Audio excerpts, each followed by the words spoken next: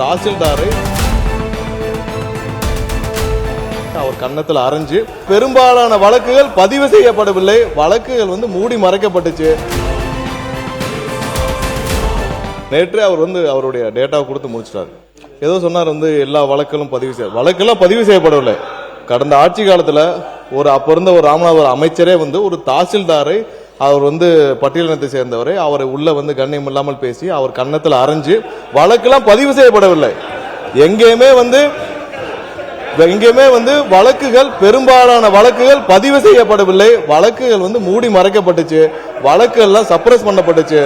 அதை குறித்து நாங்கெல்லாம் பயங்கரமா அப்ப போராட்டத்துக்கும் எல்லாத்துக்கும் அறிவிச்ச பிறகும் இலாக்கா தான் மாற்றப்பட்டது.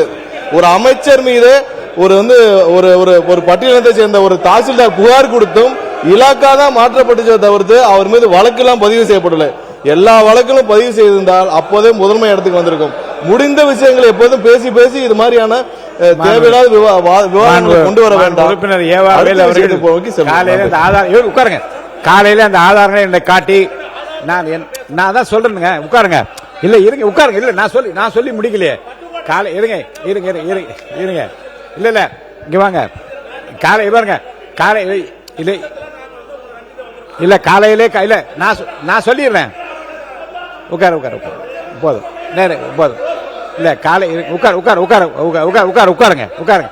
காலையிலே ஒரு உறுப்பினர் நான் என்ன பேச விடுங்க. உட்காருங்க. No I am not allowing you to speak. உட்காருங்க. நான் சொல்லி முடிச்சிடுறேன்.